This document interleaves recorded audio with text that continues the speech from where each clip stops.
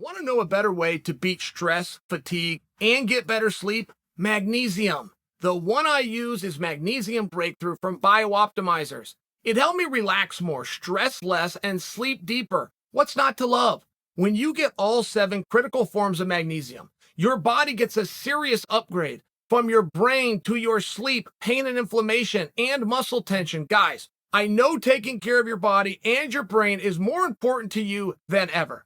And with this one simple action, you can start feeling the benefits quickly. This stuff really works. I want you to check it out. Go to magnesiumbreakthrough.com/Chael. That's going to get you a 10% discount with the promo code Chael10. So click on the link in the description or pinned comment to claim your discount and try the power of magnesium for yourself. All right, guys, let's play a game. What in the hell do you do at heavyweight? All the way through. Give me the whole top thing. Who are you going to match everybody up with?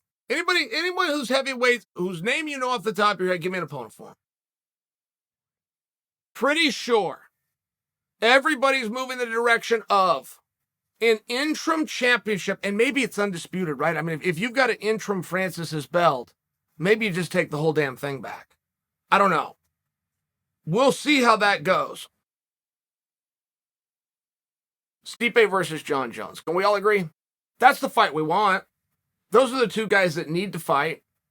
Surreal Gone is radio silent. I could beg, I don't know, Surreal. I could get to him. Surreal couldn't do anything worse in his career than he's doing right now. That's between Surreal and his managers, who are asleep on the job. But because of that, I don't feel that it's our job to come out and help him. We've carried him to main events. We carried him to a world title fight. We carried him through a world title fight. He didn't help us back. It's got to be a two-way street. Surreal Gone has not said anything since his fight. The night of the fight, and only because somebody stuck a microphone in his ass, he did say, I would like to rematch Francis. He didn't demand it. He didn't make it interesting. He didn't tell us why he wanted to do any of those things. And he has said nothing since. He all but doesn't matter, in fairness. And he is not even in the discussion to fight for a title. He just recently had the belt. And any parallel universe, he of course is going to be the guy in the interim championship, considering he just was. Unless you bury your head in the stand and do what he did, and that's what he chose to do. So let's move him aside, right? I'm put a lot of guys here. I got to move Surreal out of the way. Francis, I apologize. Stipe versus Jon Jones. And Dana even got asked about it. Dana wasn't real committed to it, but he did respond. Somebody teed him up with a question. I think there was more words within the question than there was within Dana's response, but it was a body language issue. It was an affirmative. There was nothing that was committed, but yes, Dana has heard that that's the direction they're going, and he didn't say anything to stand in the way of it. Okay, great. What do you want to do with Derrick Lewis? Here's what I don't want to happen to Derrick. Here's what I've seen happen before. I don't like it. I don't think it's fair. Fair has next to nothing to do with the way we will conduct ourselves in this sport. I'm aware.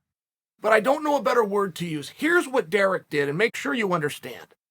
Derrick is in the upper echelons of heavyweights, ranked number 3 in the world. This is a main eventer. This guy's no less than a co-main event. I cannot remember the last time Derrick Lewis had a fight that was not a main event. And the one that comes to mind, which just happened, he was a co-main event. And that goes all the way back to him headlining Madison Square Garden that was absolutely sold out when he went in there against Daniel Cormier, and that was years and years ago. Derrick Lewis is a big deal. And Derrick Lewis was the only heavyweight of recent memory to leave the ladder down once he got in the loft and let somebody else climb up. The top 5 guys at heavyweight only fight top 5 guys at heavyweight. Jon Jones has chosen to fight absolutely nobody. And we're all in agreement that he should walk right in and fight for the championship. I am too. But if we're going to give a guy who's never done the weight class, who took his ball and went home an opportunity, but we're going to punish the guy that not only went out there and did it, he allowed somebody that wasn't in that upper echelon a chance to show where they stand. That's a nice move. I watched in more recent memory, or in equal recent memory, Tony Ferguson did it. Tony Ferguson is the one who created Charles Oliveira to main event and title contender status. And Tony seems to be pushed away. I don't agree with that. Tony's as good as he ever was. It just turns out Oliveira's better than we knew he was. That's all that got proven. Derrick looked just fine. Derrick was kicking Tai's ass. Tai's ranked number 3 in the world, and we all want to see him. We're all telling him great job, myself included. Well, up until he won the fight with that elbow, he was losing the entire fight, and the guy that was beating him was Derrick. Can't just dismiss Derrick, guys. We can't let that happen. But Derrick has a job right now, too. He needs to find himself an opponent, and he needs to do it fast. Marketing 101. Define yourself before your enemies do it for you. Now, Tai Tuivasa. What do you do? Tai Tuivasa is very confusing. This guy is wildly popular. This guy had Houston doing shoeies on their feet and cheering him after he beat their guy. This was a rocky moment. This was unbelievable. The way Tai flipped the hometown crowd was unbelievable. He walked out to twice the noise that he walked into, and they were loud when he came in. They were a lot louder for Derrick. Tai flipped him. This guy is so popular. I saw him at T-Mobile as well. His last fight, knockout, doing the shoot, that place went crazy. So we see what we have in Tai, which is we have a monetizable star who's not very good. If we're to be real fair, we're seeing his skills growing, and we're seeing a potential here that we didn't know existed. To see Tai get thrown down like a bag of dirt, but then get an underhook scramble, come back to his feet. To see Tai getting teed off on by the Black Beast, the number 1 knockout artist in heavyweight history, and hands down, and he's getting hit. His hands are busy. He's trying to stand, and turns around and answers with a straight left down the middle. Wobbles him, turns him, clinches him, breaks free, lands an elbow, wins the fight. It was amazing, but we still understand there's potential here. There's something special. Something is happening. He needs more time. He needs more time in the room. We can't give him a lot of time because now he's ranked number 3 in the world. Unless we go grab a number 6, number 7, and just say, well, everybody else was busy, it's going to be tough to try to explain it, but that's still what needs to happen. Tai Tuivasa versus Andrei Arlovski makes a lot of sense. It solves a lot of problems. We need to buy Tai some time.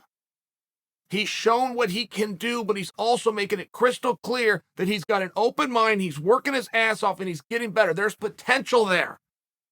But he is the most limited, 3rd-ranked fighter in the sport today. Anybody disagree? That didn't sound that nice, did it? But it was meant to be, because there's something special there. It's just not out yet. So you got to buy him a little bit of time.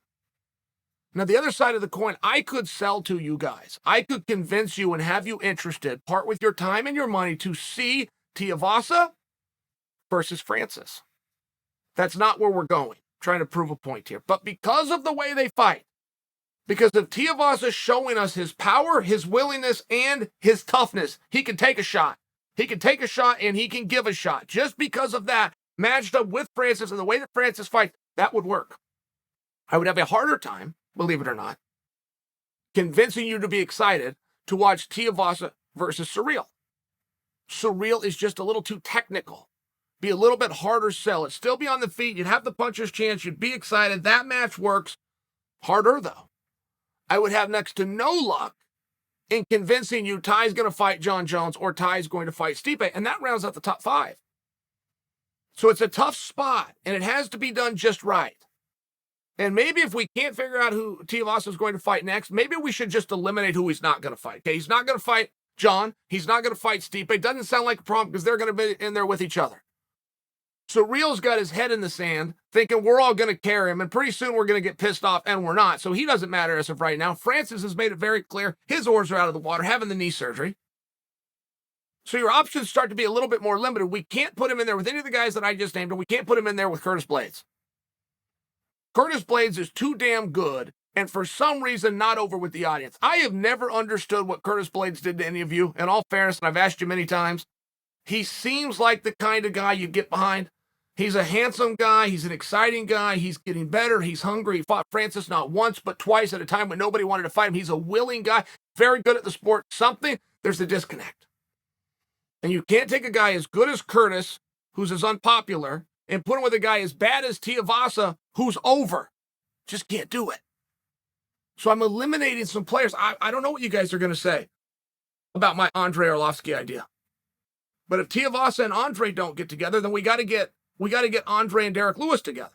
I do think that Andre is the common denominator between those two guys. I think matching Tuivasa right now is very tricky. If you're going to overthink it the way I am, if we're just going to throw a name and go, okay, you're top three, who's available? Oh, okay, great. But there's something special happening there, and I don't think it should be done that way.